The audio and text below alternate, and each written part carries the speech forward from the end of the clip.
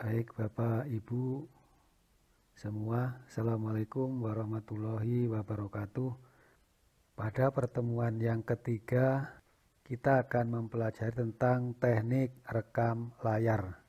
Bagaimana cara merekam layar menggunakan PowerPoint. Ada dua cara merekam menggunakan PowerPoint Bapak Ibu. Yang pertama adalah dengan menggunakan fasilitas slideshow recording. Jadi kita buka saja, kita mulai dengan membuka file PowerPoint kita. Nah, Bapak Ibu bisa menggunakan yang pertama itu yang pakai slideshow, kemudian pakai record slideshow, kemudian pakai yang beginning. Baik Bapak Ibu, kita mulai saja cara merekam layar pakai slideshow record. Kita klik yang beginning, maka Bapak Ibu sudah diarahkan ke slideshow dari PowerPoint itu. Jadi Bapak Ibu tinggal menggunakan fasilitas yang ada. Di sini ada tombol record, tombol stop, dan tombol replay. Tombol record dimulai untuk memulai rekam. Tombol stop digunakan untuk menghentikan perekaman. Tombol replay digunakan untuk mencoba ulang hasil rekaman. Kemudian yang di bawah itu ada tombol-tombol. Di sini laser pointer, kemudian di sini penghapus, di sini ada pen untuk menulis, di sini ada stabilo, dan inilah warna-warna yang digunakan untuk menulis. Kemudian di sini ada mikrofon, dan di sini ada kamera. Jadi kalau kamera ini saya tekan, maka nanti akan muncul gambar saya. Itu kalau kita ingin merekam punya kita, gambar kita. Tapi kalau tidak, kita bisa mengklik sekali lagi, dia akan tanda silang ini. Artinya tidak ditampilkan gambar kita. Kemudian pulpen itu kalau kita klik, kemudian kita beri warna hitam, kita bisa menulis di papan tulisnya ini. Misalnya ini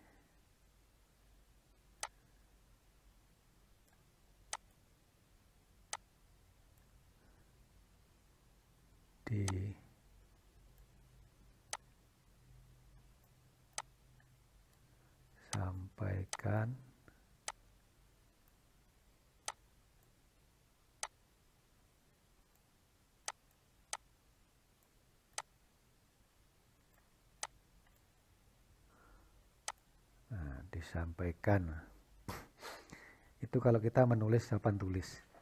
Dan kalau misalkan ini kita hapus, kita bisa pakai penghapus. Nah, kita bisa pakai penghapus. Ini bisa dihapus.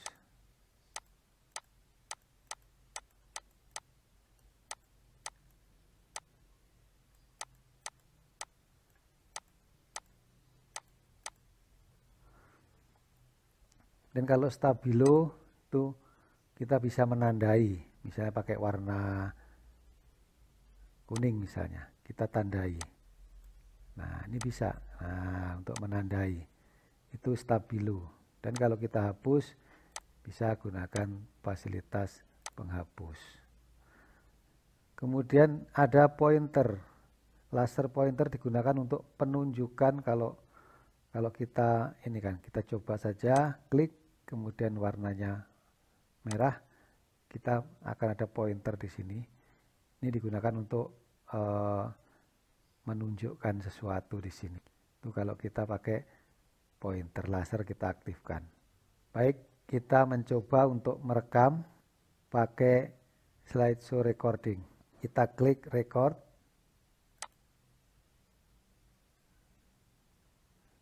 Baik anak-anakku sekalian, Assalamualaikum warahmatullahi wabarakatuh. Pertemuan kita kali ini akan membahas tentang konsep mol. Kompetensi dasar yang kita pelajari itu menerapkan hukum-hukum dasar kimia dalam perhitungan kimia.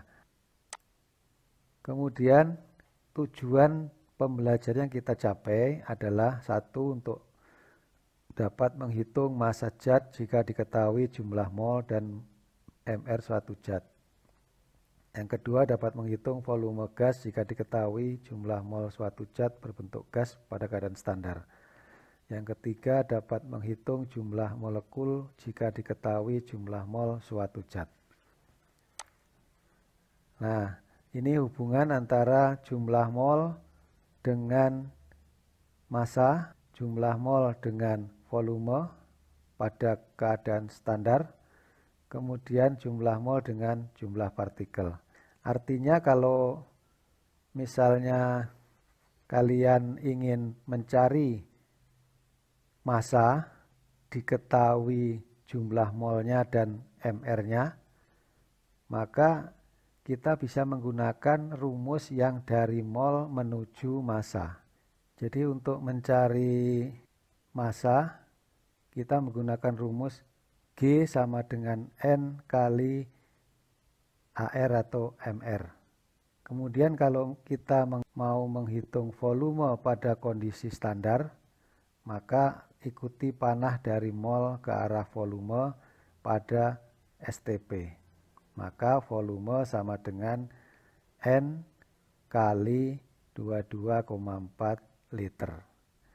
Kalau kita mau mencari jumlah partikel, maka kita ikuti arah dari mol ke partikel. Berarti X partikel itu sama dengan N kali 6,02 kali 10 pangkat 23. Untuk lebih jelasnya kita coba dengarkan videonya, kita lihat bagaimana cara menghitung jumlah partikel dan massa, dan di sini menghitung volume. Halo semuanya, ketemu lagi bersama saya Ricky Riyandi di channel Unacademy Indonesia. Nah, di lesson 2 ini saya akan bahas materi tentang konsep mol. Konsep mol ini saya bagi menjadi beberapa bagian. Ini adalah part yang pertama tentang jumlah partikel dan massa. Oke, kita memulai. Yang pertama adalah tentang mol. Satuan mol ini adalah satuan baru di dalam kimia. Jadi 1 mol adalah jumlah partikel zat sebesar volume. Itu lain ya, dengan berat juga lain. Tapi kita bicara tentang jumlah. Jadi mol ini adalah bicara tentang jumlah partikel.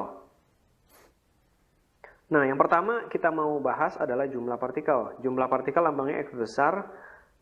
Rumusnya adalah tinggal mol N kecil dikali dengan L, tetapan Avogadro. Ya, jadi X ini adalah jumlah partikel zat. Satuannya bisa atom, molekul, atau ion. Lalu N-nya adalah jumlah mol zat, satuannya mol, dan L adalah tetapan Avogadro, atau 6,02 kali 10⁻23. Sehingga ketika kita tahu mol dari satu zat atau satu senyawa, kita bisa cari jumlah partikel zat tersebut. Selanjutnya tentang massa, M kecil.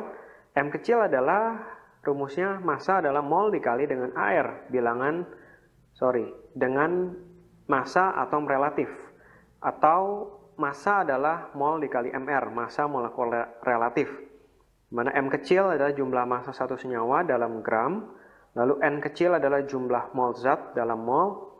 Lalu AR adalah jumlah atom relatif dari satu atom atau unsur, gram per mol. Dan MR, massa molekul relatifnya dalam gram per mol juga. Jadi kalian harus bisa bedakan senyawanya itu berupa senyawa atau zatnya itu berupa senyawa atau unsur. Kalau unsur atau atom dia pakainya AR bukan MR.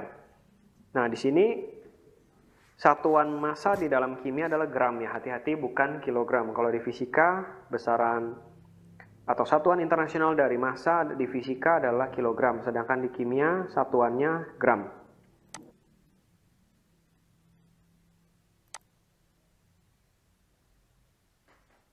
Halo semuanya, ketemu lagi bersama saya Ricky Riyandi di lesson 3. Kali ini saya akan bahas tentang konsep mol bagian yang kedua. Ini adalah tentang volume. Nah, Mengulang sedikit tentang satuan mol. Satuan mol adalah jumlah partikel zat sebanyak 6,02 kali 10 pangkat 23 partikel. Ada beberapa keadaan. Yang pertama adalah keadaan standar STP 0 derajat 1 atm. Rumusnya adalah V sama dengan N kali 22,4. Ini dapatnya dari rumus PV NRT sebenarnya. PV sama dengan NRT persamaan volume gas ideal. Jadi 22,4 kalian bisa langsung pakai untuk keadaan standar atau dibilangi STP 0 derajat 1 atm. Diperoleh nanti volume dalam liter. Selanjutnya yang kedua, room atau RTP, keadaan kamar 25. Baik, sampai di sini perjumpaan kita pada kesempatan ini. Silahkan dikerjakan soal evaluasinya, kemudian nanti dikumpulkan pada pertemuan berikutnya. Terima kasih, saya akhiri. Assalamualaikum warahmatullahi wabarakatuh. Itu Bapak Ibu cara merekamnya. Kemudian terakhir itu kita klik stop. Jangan lupa setelah merekam kita simpan file hasil rekaman kita dengan cara kita klik file, kemudian kita klik save as, kemudian kita ketikkan di sini bunyinya, misalnya adalah video materi 1 rekam, masih dalam file pptx, kemudian pilih folder tempat menyimpan. Tadi saya pilih di pelatihan video pembelajaran, kemudian kita save. Maka kita sudah punya file tentang video materi 1 yang direkam. Baik Bapak Ibu, itu cara pertama yang bisa kita lakukan untuk merekam menggunakan slideshow recording.